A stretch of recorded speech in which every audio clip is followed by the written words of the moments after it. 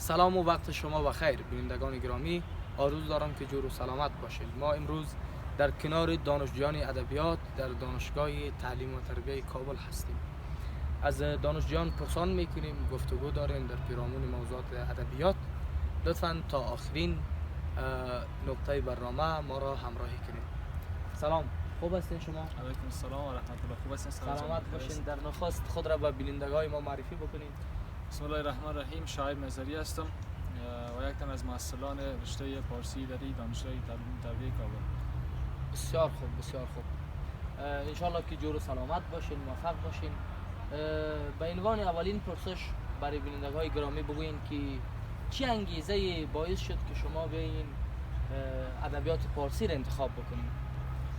ببینید سایه جان، از زمانی که ما شما در دوره تعلیمی می باشیم و مکتب را میخوانیم و آمادگی بر کنکور می داشته باشیم و یک انگیزه و یک خواست و یک انتخاب می داشته باشیم، وقتی که ما در کنکور را پیدا میکنیم کدام رشته را باید ما انتخاب بکنیم و علاقه داشته باشیم. بله. و بدبختانه زمانه یا همو محیط ما قسم شده که پدرها سر فرزند کوشش میکنن و مصرف میکنن که برن آماده کنکور بخونن، فقط رشته هایی که واقعا میتونن جوابگوی اقتصادشان باشه انتخاب بکنن. یعنی پدرها نسبت به علاقه شخصی که خود دارن، اونها فرزندهای خود را وادار به این میکنن که باید امور رشته را که اونها انتخاب میکنن، البته انگیزه و البته انتخاب شخصی خود فرزندشان نمی باشه میگن انتخاب بکنن. دقیقاً زمانی در آینده برای یک محصل جنجال برانگیز میشه. همین خود دلیل میشه برای بی‌انگیزگی یک محصل. زمانی که معضل علاقه به او رشته نداشته باشه، وقت زمانی که میاد صنف داخل میشه و علاقه به رشته نداره، نمیتونه رشته رو به امو هرچی تمام امو رشته رو نمیتونه ساخت. من شما با انگیزه و علاقه شخصی که داشتین آمدین انتخاب کردید. بله. بسیار خوب، بسیار خوب. خب سال چندم هستین که شما در اینجا درس میخوانید؟ ما سال سوم سمستر پنجم هستیم. ماشاءالله. 3 سالی که در ادبیات فارسی شما درس میخوانید. نویسنده ها و شاعرای زیادی در زبان ادبیات فارسی داریم. کدام شاعر، کدام نویسنده در زندگی شما تاثیرگذار بوده و شما او را به عنوان الگوی خود قرار دادید در زمینه نویسندگی، شعر، شاعری؟ بسیار یک پرسش بسیار خوب و در پاسخ شما را گفتم میتونم که زبان ادبیات فارسی داری چهره های بسیار بزرگی داره، شاعران و نویسندگان بسیار زبردست دارن دیگه. و من خودم علاقم زیادتر به فردوسی است. فردوسی توسی واقعا شخصیتی هستن که در زمان رو به صحنه میان قلم به دست میگیرن که زبان درودری یا پارسی دری در لبه پرتگاه از بین رفتن قرار داره و اینا میاین پاسداری میکنن، چون خودشان میگن که بس رنج بردم در این سال 30 عجم زنده کردم بدین پارسی.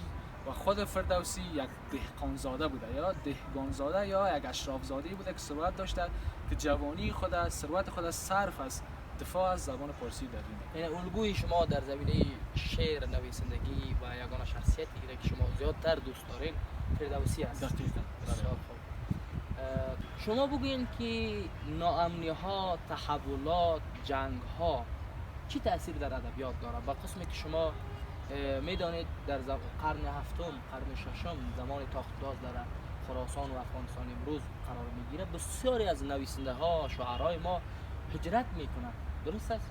و تا امروز که افغانستان امروز تحت ناامنی و جنگ و تاخت‌داز قرار گرفته، چی تأثیری بر حوزه ادبیات گذاشته است؟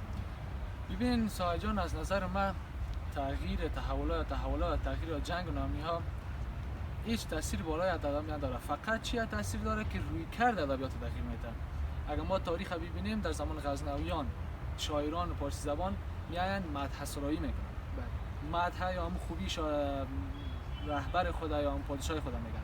زمانی که خراسان به دست سلجوقیان میفته و از این مدحگویی، از این خودصفتی اینها دور میشن، میان یک رویکرد تازه را به دست میگیرن، میان سر عرفان و تصوف. یعنی که جنگ و ناامنی هیچ زمانی نتونسته که راه ادبیات را بگیره و ادبیات در طول تاریخ تونسته یک سد یا مانعی در مقابل متجاوزین و شورش های قرار بگیره. درست است. یعنی نظر شما است که ناامنی نمیتونه سد راه ادبیات شه. بله. اما تاثیرش هست. مثلا شما تاثیر داره، اما روی کرد ادبیات یک نوع تغییر میده. تغییرات میاره. درست است. بسیار خوب. شما قبلا گفتین یگانه شخصیت که در زندگی شما زیادتر در حوزه ادبیات تاثیرگذار بوده فردوسی بود. درست است؟ خب شعرهای فردوسی معمولا حماسه است. شما 100%. بیشتر در شعرهای حماسه رو دوست دارید، درست است؟ شعر چقدر قدرت داره؟ شعر چقدر توان داره؟ یعنی چقدر انگیزه انسان ها رو تغییر میده؟ وقتی ما اشعار فردوسی رو میخوانیم، اونها انسان رو به وجد میاره، انسان را یک رقم حس انقلاب در وجود انسان زنده میکنه، درست است؟ برعکس اشعار دیگری که در مواردی متفاوت باشه، ذهن انسان ها را شاید که به یک سمت سوی دیگری بکشاند. از نظر شما شعر چقدر مهم است در تاثیرگذاری برای اذهان عامه؟ بسیار خوب. در رابطه با پاسخ شما پرسش شما براتون میگم که زمانی که فردوسی سر بلند میکنه و قلم به دست میگیره که شاهنامه را میسرایه، اگر ما شاهنامه را به صورت دقیق و محتوایش درک بکنیم، یک جهد یک تغییر انقلابی بر ما در روحیه ما، در عمل ما رخ میده که ما بخوایم از ادبیات پارسیداری چی بکنیم؟ پاسداری بکنیم. پاسداری درست است. اما سوال ما اینجا بود، چگونه شعر میتواند مثلا در وجود انسان یک تغییرات بیاره؟ شعر توانای شعری است که ذهن‌های انسان را تغییر میده. همین شعری که مثلا در حالت موجود بعضی اشعار از طریق مثلا حاکمیت منع شده. این نظر شما در عبارت چیست که بعضی اشعار در رابطه با دیگر موضوعات سروده میشه که او باعث میشه که ذهن انسان‌ها منحرف شد، و بعضی اشعار تصوف است، عرفان است، بعضی اشعار حماسه است.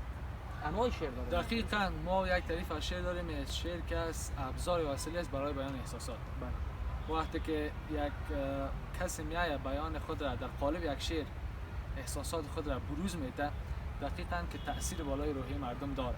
اگر زمان جنگ باشه، زمان باشه که باید یک کسی باشه یا یک کتله‌ای باشه که در مقابل شورشی ها متجاوزین برخیزه، شعر حماسی واقعا تاثیر خود داره. بله واقعا. و شعر عاشقانه یا محتویات بعض از محتویات دیگه که شعر دارن درست است، تاثیر داره، اما تأثیری که زیادتر از لحاظ محتوی شعر داره شعر حماسی میشه. بسیار خوب. به عنوان یک دانشجوی ادبیات چی پیامی برای هموطنان دارید؟ ببینین جوانای عزیز، یک پیام در شما در قالب شعر داریم که از زنده‌یاد اقبال لاهوری است که میگن که ساحل افتاده گفت گرچه بس زیستم، آه نمعلوم شد واه که من کیستم، موج ز خود رفته تیز خرامید و گفت هستم اگر میروم گر نروم نیستم. یک پیام بسیار خوب است که اقبال لاهوری شاعر پارسی زبان بر ما میگه که بیاین جوانان یک شخصیت پویا داشته باشیم، نه ایستا. بسیار خوب، بسیار خوب. یعنی که جوانان باید تلاش بکنن برای با دست آوردن اهدافشان کوشش کنن. بسیار خوب، بسیار خوب. سپاسگزار هستیم از اینکه وقت گذاشتین و مصاحبه کردین. همچنین تشکر.